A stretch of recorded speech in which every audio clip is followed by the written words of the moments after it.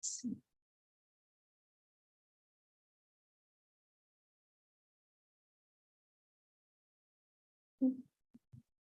I need to record.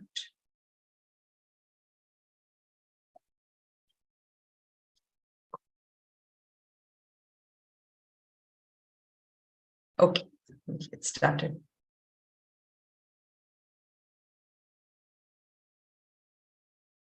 Okay. Om.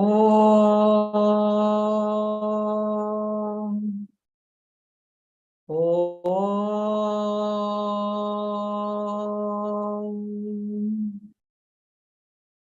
Om.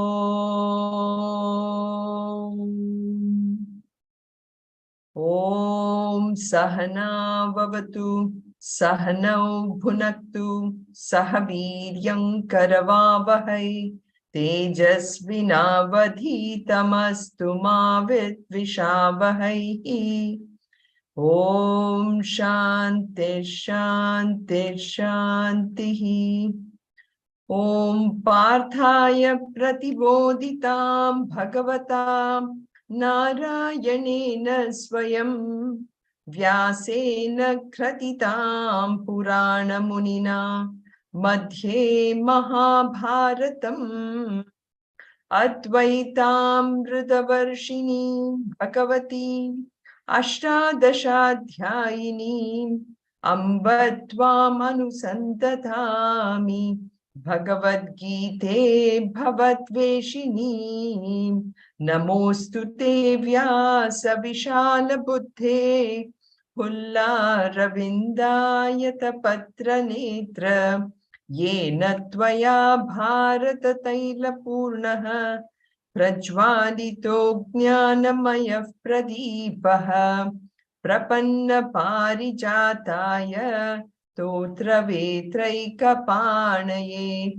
Jnanamudraya Krishnaya Geetam Rudatuhe Namaha Yam Brahma Varunendra Rudra Marutaha Stunvanti Divyaistavaihi Vedai Sangapada Panishadaihi Gayanti Yam Samagaha Dhyana Vastita Dadgatena Manasa Pashyanti Yam Yoginaha Yasyantam Navidhusura Suraganaha Devaya Tasmai Namaha Devaya Tasmai Namaha Sarvadharman Parityajya Mamekam Sharanam Vraja Aham Tva Sarva Papebhyaha Mokshayishyami Ma Shuchaha.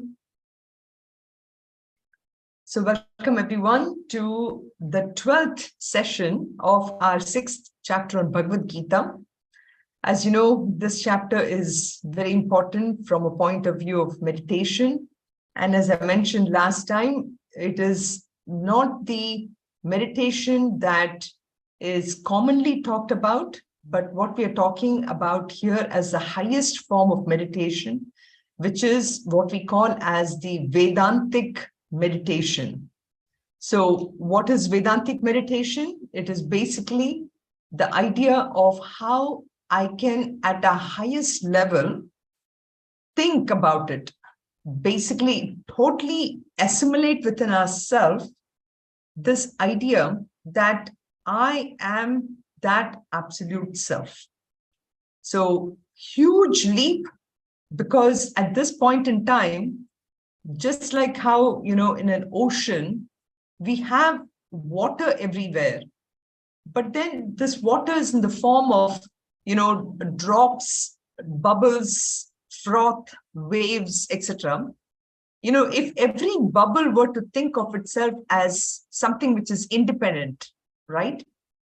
And it forgets the fact that it is nothing but that water.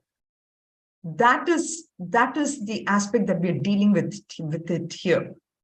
Each one of us are so thinking about ourselves as this individual selves floating in the sea of humanity or universe or whatever, however way we want to look at it.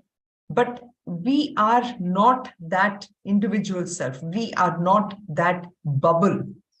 We are that water. Easy for us to visualize that way, isn't it? A bubble, water.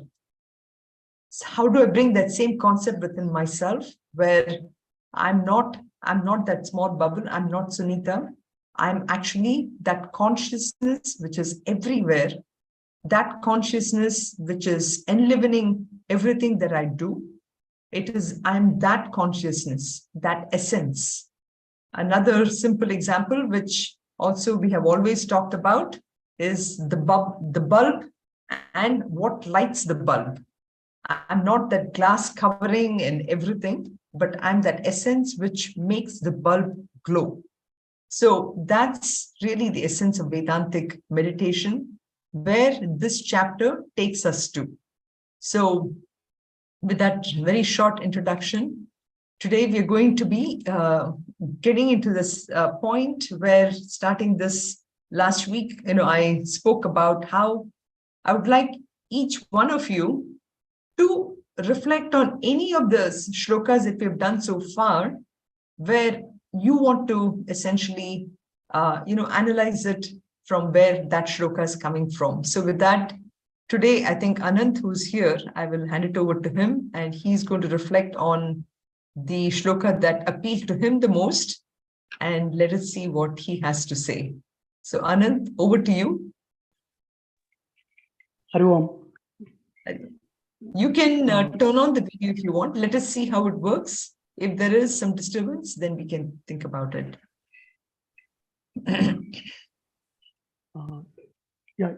Today I will do without video. Okay, that's fine too. I was looking at sloka number 19, and that's made me think more, and the way it was presented, so to get some meaning out of it. So number 19, I'll read the sloka and then do the reflection part. Yada deepo nivatasto nengate sopamasnuta yogino yata chittasya yunjato yogamatmanaha. So it goes like there's when you put a lamp, and if there is no wind blowing, then the lamp stays. So, and the opposite is also true. So which is here the comparison, the wind is like our indriyas. So when the indriyas are pushing our mind, or our system, then we don't able to concentrate, we don't able to focus on what is the true nature. So, and then so the first step is to calm down them, and then indriyas, then mind, and then one can then becomes like a clear, and then so that is the way he'll be able to become a yogi, and then focus on the true nature and continue the meditation. So that's my thought.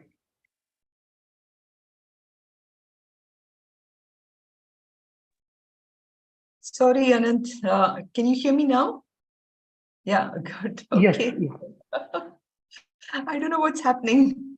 I'm joining by hotspot. Hotspot seems to be working, but could you hear me when I was yes, talking? now I can. Yes, okay. I can hear you. Yes, yes.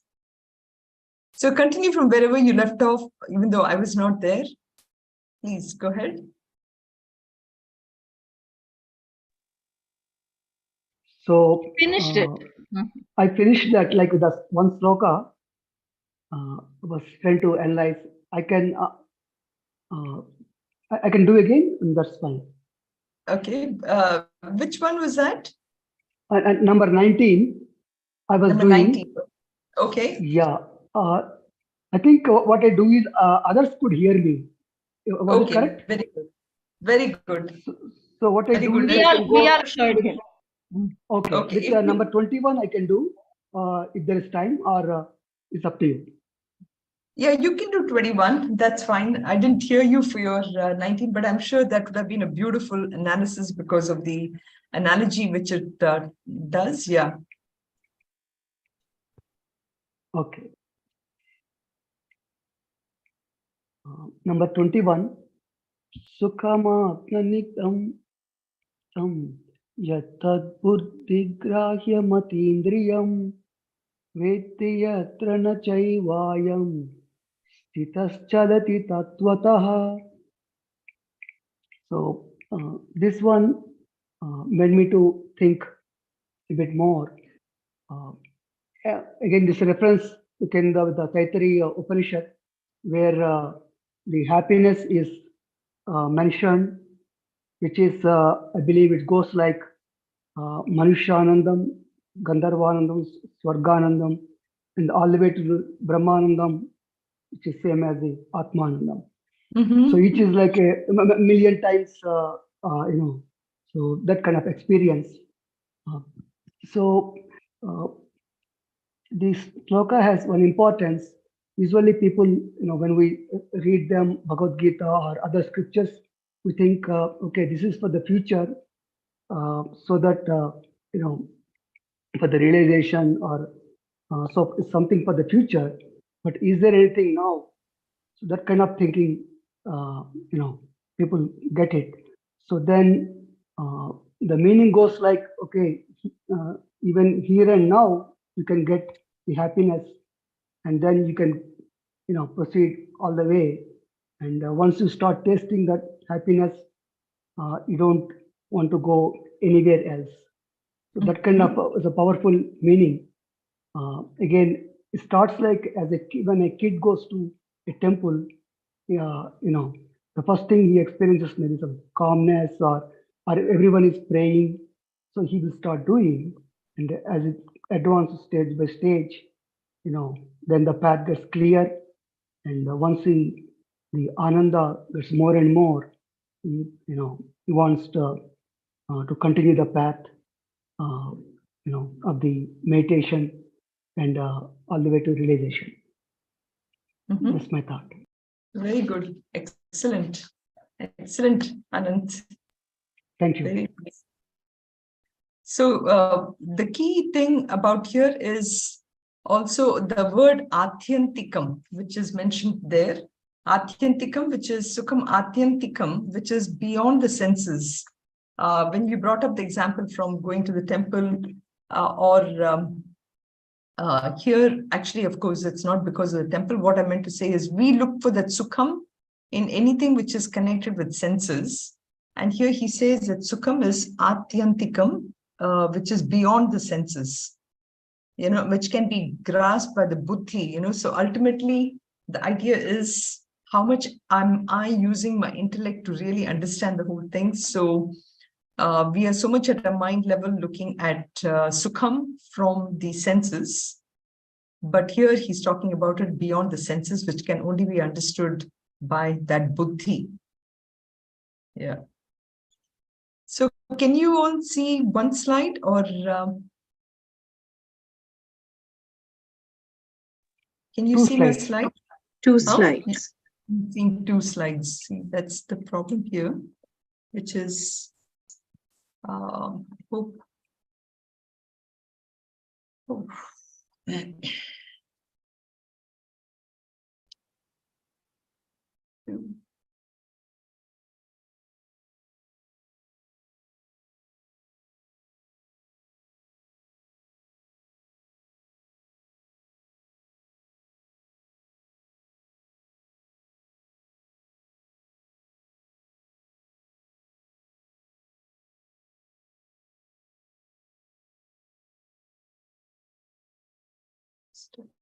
Whole thing somehow.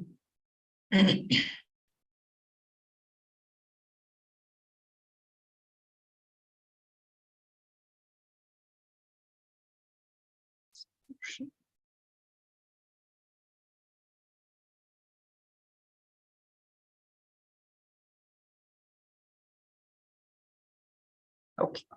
Now you see one, right? Yes. Yes. Very good. Okay. So who wants to do it next week? You can think about it and you can send me a text or something. Any shloka, because I think what the idea behind this exercise is when you take up any shloka, you would start reflecting, and it'll be nice to hear the reflective thoughts of yours for each of the shlokas, for any of the shlokas for that matter. So today we'll just chant. We did the chanting last time for all shlokas, but we're going to start from today. We're doing 10 shlokas or something. So we'll start with actually the 11th shloka. Om Shri Paramatmane Namaha Ata Shashtodhyayaha Shri Bhagavan Uvacha Shuchau Deshe Pratisthapya Sthiramasanamaatmanaha Natyachrutam Nati Nicham Chailajina Kushotaram Tatraikagram Manah Kritva Yata Chittendriya Kriyaha Upavishyasane Yunjyat Yogamatma Vishuddhaye Samam Kaya Shiro Grivam Dharayanna Chalam Stiraha Samprekshya Nasikagram Swam Dishashchanavalokayan Prashantatma Vigata Bihi Brahmachari Vrite Stitaha Manas Sanyamya Machittaha Yukta Asita Matparaha Yunjannevam Sadatmanam Yogi Niyatamaanasaha Shantim Nirvana Paramam Matsamstham Adhikachati Natyashnatastu Yogosti Nachaikanta Manashnataha Nachati Swapnashirasya Jagrato Naiva Charjuna Yuktahara Viharasya Yukta Cheshthasya Karmasu Yukta Swapnavabodhasya Yogo Bhavati Dukkhaha Yada Viniyatam Chittam Atmanyevavatisthate Nispriha Sarvakamebhyaha Yukta Ityuchyate Tada Yata Deepo Nivatastaha Nengate Sopamasmrita Yogino Yata Chittasya Yunjato Yogamatmanaha Yatro Paramate Chittam Niruddham Yoga Sevaya Yatra Chaivatmanatmanam Pashyannatmani Tushyati Sukhamatyantikam Yattad Buddhigrahyamatīndriyam Veti Yatra Nachaivayam Stitaschalati Tattvataha Yam Labdhva Chaparam Labham Manyate Nadhikam Tataha Yasmin Stito Na Dukkhena Gurunam Api Vichalyate Tam Vidya Dukkha Sanyogam Yogam Yoga Viyogam Yoga Sangitam Sasnishchayena Yoktavyaha Yogo Nirvinna Chetasa. So with this, one whole section was complete where we heard about a lot of the processes of meditation.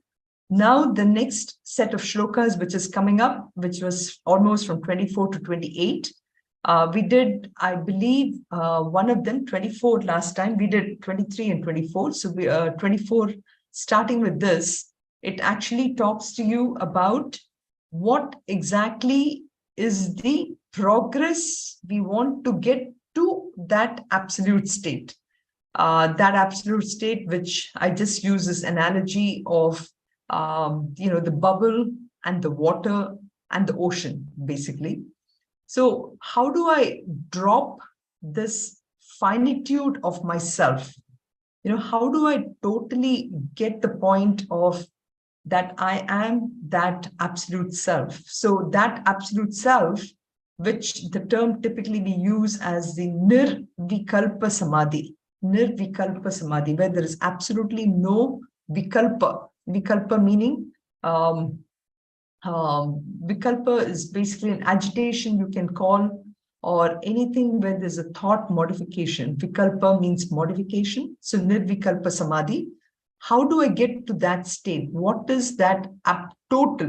It's almost like, okay, I've climbed up to the tip of the mountain, but I've not yet gotten to the tip. What is it that is going to take me to that absolute tip?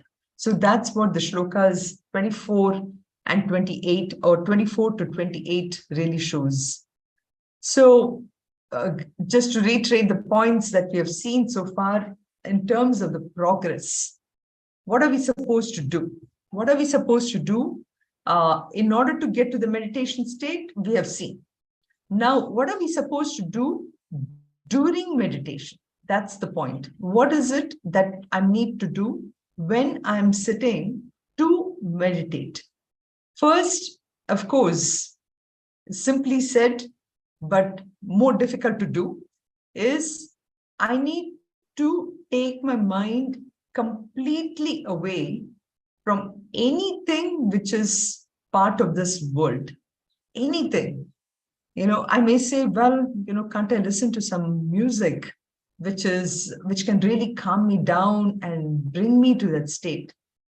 The thing is no, because we're coming to that final leg of meditation. So turning my mind totally away from any kind of thoughts from the world which can disturb me.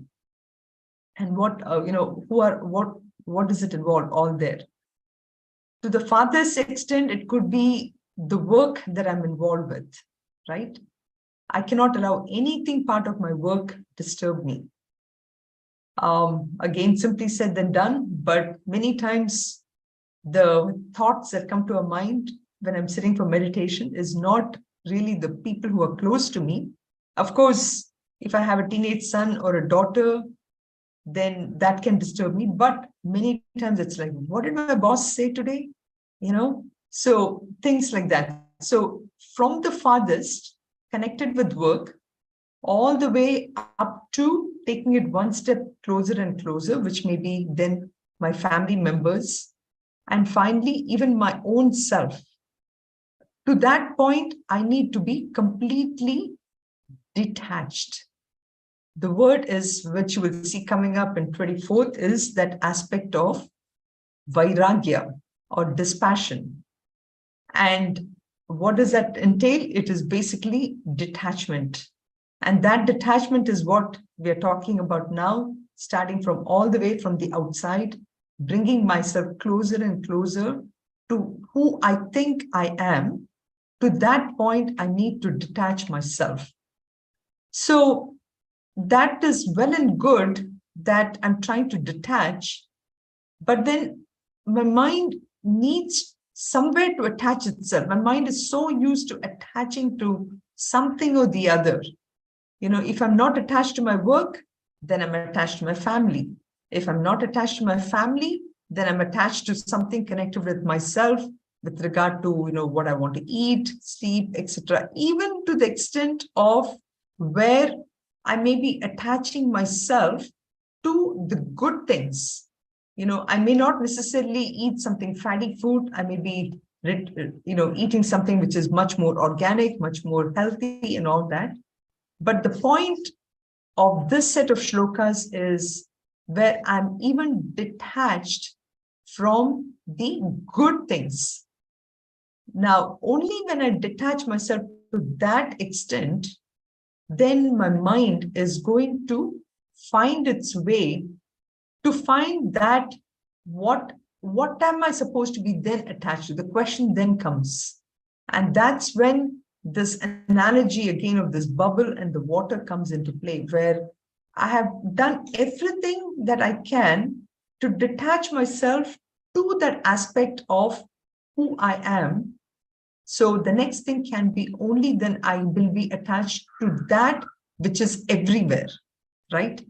So the bubble recognizes that it is nothing but water, and it is not that covering which is what it thought it was.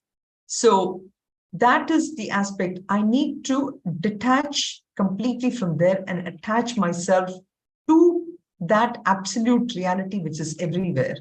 And that is the aspect of nirvikalpa samadhi. As I said, vikalpa means modification of a thought. And here there is absolutely no thoughts at all. It is only consciousness everywhere. So Shloka 24 basically introduces us to that aspect which I said just now, nirvikalpa, which is modification of thought. Now that thought itself is the obstacle. And that is what he's trying to bring here about how I can actually detach myself from thoughts. And what are they? This is the Sankalpa Prabhavan Kaman Tyaktva Sarvan Asheshataha Manasaivendriya Gramam Viniyamya Samantataha. So essentially what he's saying in this shloka, and also you will see the next shloka, he's giving us a process, a method of dealing with the biggest insurmountable, I would say, challenge for us, which is that our mind has somehow or the other this aspect of a desire, right? So we know that anything that we want to achieve, it starts with that aspect of desire in our mind. Of course, if you go deeper, it is a vasana, but let's stick with a desire, right? So the mind, to be established in that consciousness, it has to basically, it has to basically really give up anything which can lead you to the desire, lead you to giving up desires. And we have seen before too that in the case of, in chapter 2, actually, that how desire's root cause for our fall, the ladder of fall. I think shloka 62, 63 in second chapter, right? So it is that aspect where he's saying it is born out of imagination. Our mind runs wild once a desire enters into a mind, right? So it just has a snowballing effect into one thought leading to another, where I can get totally engulfed in this whole thing. So the idea is I need to drop all that and tyaktva sarvan asheshataha. He says, there is just, when I gave this example of a good thought, correct? So here in this shloka is saying even that good thoughts has to be given up if I have to sit in meditation. And that is the only way where manasaha eva indriya gramam, and even completely restraining the whole group of senses by the mind from all sides. Viniyamya samantataha. So karma, as I said, when we think about desires, we are, extremely good in planning, right? We have a to-do list. We make sure that our Franklin planners, which I remember in the olden days, you would have a daily planner, a weekly planner, a yearly planner, all this. That whole thing needs to be brought into some form of a control.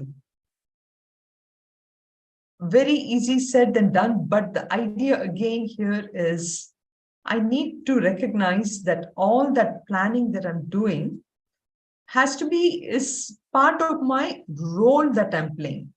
Just like how it's winter time there. I mean, as soon as I get my winter jacket, I put on my winter jacket, I feel warm.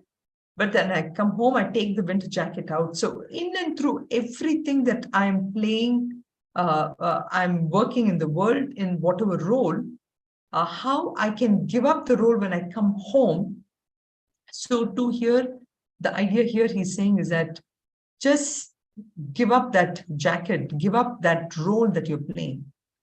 Let anything can happen. Let, even the sky can fall. Let there be even a tsunami. I should not be disturbed. And that is asheshataha, totally just giving up all that and focusing on the meditation. So these thoughts are very powerful. And again, he says, completely restraining again group of senses, which is again totally allowing my mind to focus only on that consciousness. To that extent, I need to do it. So this can be done, and when I do this, that's the only time where, when shloka number 21, when Anant was taking about this dhihi, so the intellect gets totally clarified. It gets totally, it understands really the purpose of this birth, what I've taken up. And by that clarity of intellect, I can enter this hall of knowledge. And all this is possible only, and I repeat this, it's only by detachment. By detachment, to understand that all this world, what I'm facing, is so temporary. It just makes me feel that as if the whole world is real. And I go with it, with the flow, with that thought that everything is so real, that if something happens, elections are soon coming, I need to think about, what I need to do for this. Nothing, and none of those matters. Everything is nothing but a role.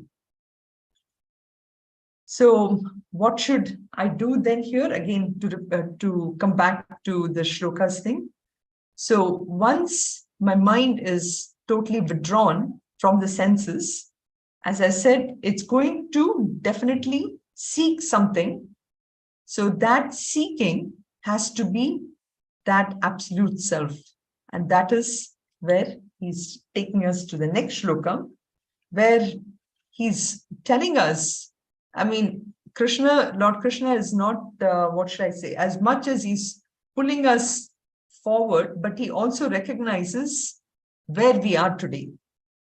So he's trying to say that all this doesn't happen just like that. It happens very, very slowly.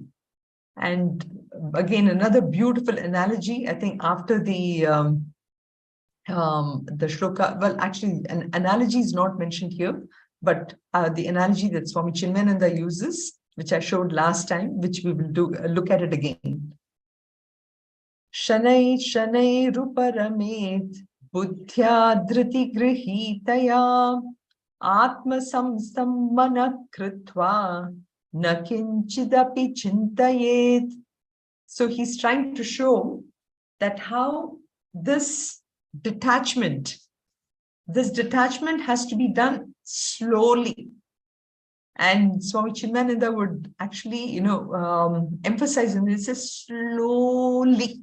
He would take that word slowly and really expand it to show that how, this whole process has to not be rushed into. And, we see that examples, right? Again, losing weight is always a great example to depend upon. People who go to the gym and who show that how they've lost, 10 kgs.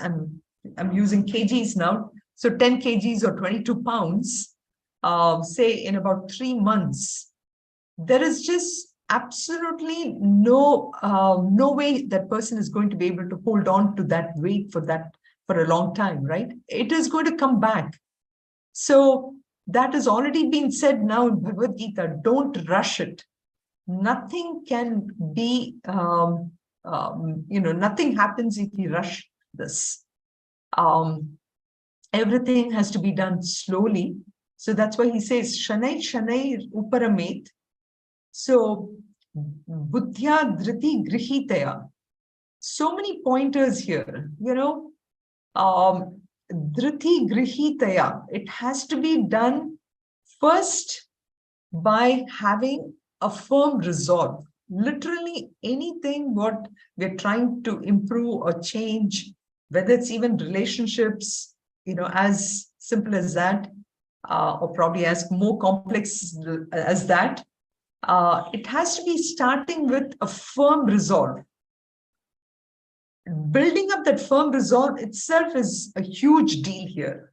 So firm resolve. And then the second thing he's saying, regularity.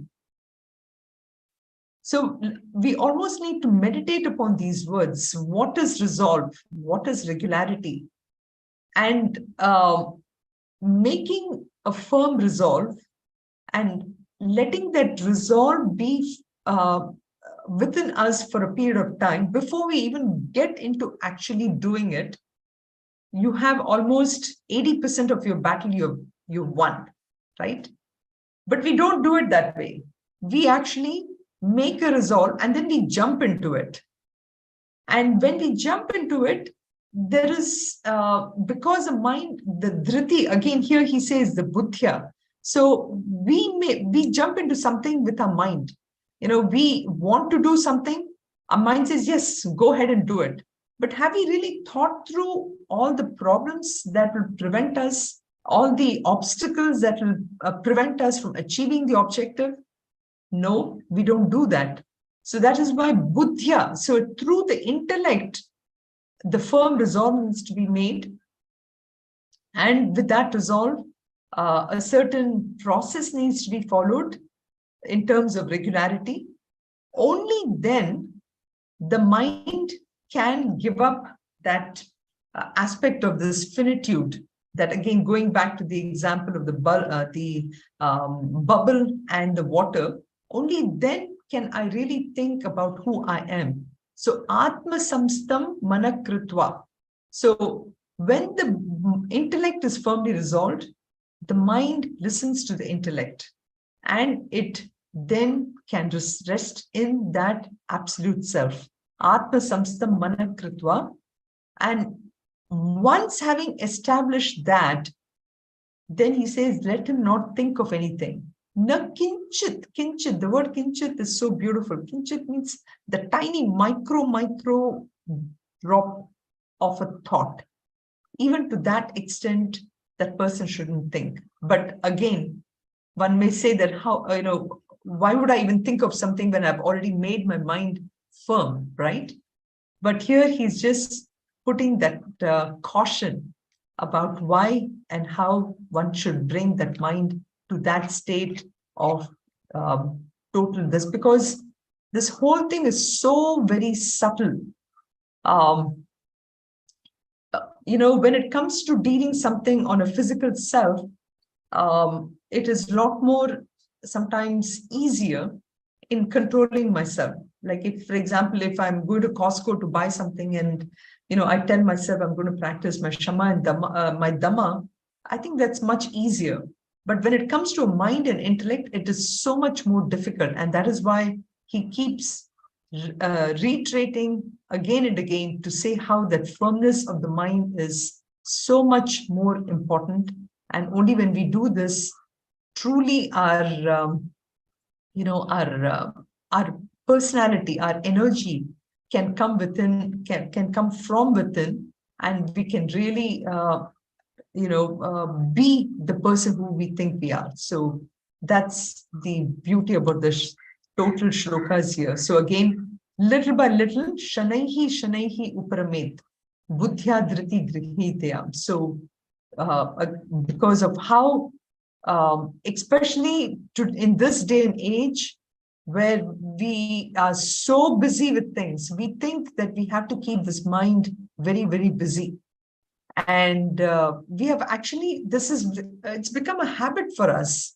Our habit is not to sit down, but we now have to cultivate this habit of when can I find this time to just sit down and keep this mind in control. The mind, with the amount of, again, mental health issues that people are facing, this shloka is so very important, where I need to now turn the what should I say, turn our thinking back and see, instead of keeping myself busy all the time, where can I now find my time little by little to be not busy and allow my intellect to bring this mind under control. So this is why he says, to bring this mind under control, one can do it only by turning the mind. And that is through this Atma Samstam Manakritva. Atma Samstam, by allowing the mind to reflect upon the teachings so far. It is not going to be easy for this mind to suddenly think about consciousness. The only way you can think about consciousness is, of course, first to study it, to study the text, to study the Shastras, which here in the first 5 chapters of Bhagavad Geetha, we heard about the aspect of consciousness. We haven't yet gone to being that consciousness. That will come later. But I need to even understand first that there is something called consciousness. And that can happen only when I'm listening. And having listened to it, the second aspect is I need to convince this mind of what that consciousness is. And all kinds of churning can happen in the mind at that point, where the mind is not getting convinced, but it needs to do that. And only then can the mind can ever even rest in that Atma. So Atma Samstam Manakritva, having made the mind established in the self, can the mind not think of anything. And this is where this beautiful thing of simile, I want to bring it here.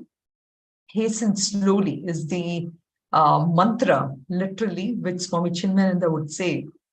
And again, if you find that episode of Swami Chinmayananda, he says it so beautifully. He says, just like how a bud, here I have this rose bud, it doesn't really transform directly. It goes to stages. It, for some period of time, depending upon each of these beautiful flowers, it will stay in its bud form. When the right environment, with the right amount of heat, light, and water, and maybe the minerals in the soil, when it is right, just when everything is in its place, it will slowly start to open up, finally leading to this beautiful flower. Such a beautiful creation of nature, right? And this is what we see in just about everything. Anything which has to withstand the test of time, it has to be done slowly, right? So then what to talk of something which is as subtle as this mind? This mind subtlety has to be understood and totally worked with. So let's go on to then. Ultimately, the shloka is trying to show that the one way to establish this is to recognize is that mind has to be made pointed, which is chitta ekagrata, or you can call this as buddhi, the previous things where we had buddhi grihitaya. So the firm intellect is a sign of this chitta ekagrata, and a mind which is established in that absolute self leads to that clarity which I mentioned earlier. And only when I have the clarity can I really, really shut out everything, all these thoughts. You can see how the progress of thought, he has mentioned about how in the beginning about sankalpa prabhavan kaman sarvan asheshataha, all that can happen only when my mind becomes clear, and when the clarity of mind itself is obtained only when with that knowledge. And when that knowledge dawns, then it really shuts out all the other thoughts of desire, which we know is temporary in nature, which is going to give me only temporary happiness. And so the 5-point sadhana which emerges really out of this shloka here, which we can see is starting with, to be aware of, to start practicing that mind control. The mind control can be started with the very first rung of the ladder, if you will, which is by speech control. This is something which, if I can pay attention to on, what is it that I'm saying, there itself, the mind is starting to think. So I'm controlling the mind here, but I'm doing that by what comes outside, what is visibly seen. The next one, we call this as a mind control. So the idea here is constantly, I should be at least be able to think, where is this mind going? How can I really hold this mind and not allow to just explode? And when you see my sixth one, you'll understand what I mean by the mind control here. The third one is, again, very important, which is ego control. Pretty much giving up this aspect of I-ness and minus. And I have a very, simple activity that probably we can all practice, which is every time when I'm perhaps taking the phone to call somebody or whatever, how long can I hold the conversation without me bringing me and myself into it? So, for example, if I'm calling a friend and I'm trying to find out, how the friend is doing and how the friend's family is, how long, what is the extent of time where I, suppose you call your friend and the friend says, I went to this place and this place is so beautiful. The next thing, the thought that at least comes to my mind is, oh, I was there too. So I'm in a rush to tell the friend about, I was there too, and this is what I did. So try and gauge to what extent your mind can be without jumping into telling the person about me or my family or anything. Just a very simple exercise I was thinking about, how slowly and slowly that ego needs to be brought under control. The next part of it is the intellect control. The intellect, as we say, is the boss, right? It's the boss of the person. Now, how can I make this boss understand that it is a very tiny fellow? We talked about before about this bubble in the ocean example, how this intellect is a tiny fellow. There is something which is beyond this tiny fellow or tiny intellect, tiny boss, where there is an entire intellect. My intelligence is part of the bigger intelligence which is out there. How can I just surrender to that total intelligence which is beyond my own intellect and my own ego? So that is the fourth one here. The fifth one is ultimately, when all these shlokas are pointing ultimately to that aspect. When I give up that aspect of who's the boss, so you see this progression here. Ultimately, it has to rest somewhere. And that is, it just rests in that state of consciousness. So one has to go through this whole process, Shantatma, when all the thoughts, they just dwindle down and it just rests in that ultimate, we call that ultimate intelligence. So when that happens, when the intellect is totally controlled. But all this can happen only, I'm going to put something which I think you will be able to relate to, where ultimately there is a controlled use of phone and computer devices, because I'm just coming immediately to what is the problem for all of us. Where does it start? It doesn't start with just speech control. It actually starts with something even more anathema-like, or even more thing which is need to be thought of, which is our phone and our computer devices. And I bring this up as really the most important device for the younger generation. at least in our generation, we may not feel this so much because many of us did not really have a phone until, I want to say, after we came to this country, was when you would have had not the desk phone or anything. And what I mean here is the mobile phone and the internet. This day and age, the amount of havoc that all the technology has been creating in terms of mental health is just tremendous. And this is where it really starts upon controlled use of this. And then slowly we need to get to this state. So we have a big task here on how we need to work on this controlled use of phone and devices. Hari Om, Sunitha ji. Yes, Meena. Okay, so I think we are running out of time. Next class, can you please elaborate about intellect control and rusting of inner equipment with some examples for a layman? Sure. I will do that definitely, because that is, you're right, to the extent of ego control we can understand. These two are something we haven't really talked about much, but definitely I can elaborate on that. With some examples, that'll be great. Absolutely. Just a one very simple example, Meena, you can think of. I know we have just 2 minutes now, but a simple thing is, if I'm working in a company, okay, and I'm just giving it from my own personal example from my past life. When I'm working in a company and I'm using my intelligence, if you will, to develop a product.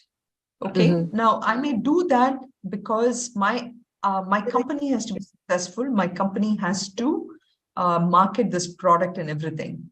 But then do I even think a little bit on how much this product could be harmful to my neighbor, you know? So I may be developing a chemical product, which I wanted to be successful and all that. But my neighbor is developing something else, which is which is going to be the development of my product is going to hurt him, okay, in some ways. So I need to think about my intelligence in such a way that it is going to be helpful for the entire mankind. That is a level of intelligence that I need to exercise. So that is what we mean by intellect control. The intellect control is not that I should be happy, my company should be happy, or my country should be happy, but how can the whole world benefit from that intellect? So that's what this is. Yeah, but we can elaborate with more examples, which is a very powerful thing, which and we can do it for next time. Thank you so much. You're welcome. So yes, we are unfortunately running a bit of time, running out of time. I will definitely start from the 26th shloka on from next week. In fact, up to 28, no, up to the next one. In fact, this one, and let's see. This is another beautiful shloka here. With 27, with 26, it finishes, and then 27 is again a most beautiful shloka, which really tells you about how that mind finally rests itself to taste that bliss, which is at Atman. But we'll do that next week. I will definitely work hard on making sure that next week we have good internet. We'll test it out. We'll test the system again a few times. I did that today, actually, at my time at 7 a.m., but it seemed to work, and I'm surprised that it just dropped out. But it's been pretty good so far with the hotspot. I forgot to change the date on this. So we meet next week, which will be 25th. Sarve bhavantu sukhinah, sarve santu niramayaha, sarve bhadrani pashyantu, ma kaschid dukkha bhag bhavet. Om Shanti Shanti Shanti. Om Purnamadav Purnamidam Purnat Purnamudachyate Purnasya Purnamadaya Purnameva Vashishyate. Om Shanti Shanti Shanti. Harihi Om Shri Gurubhyo Namaha. Harihi Om. Thank you very much. You have to stop the recording. That's what I'm doing. 1 second. Then I have a question. Yes. 1 second. Hari Om. Thank you so much. Thank you, You're welcome. Sunitha. Thank You're you. welcome. You're welcome. I don't know where to- Recording. Yeah. Still.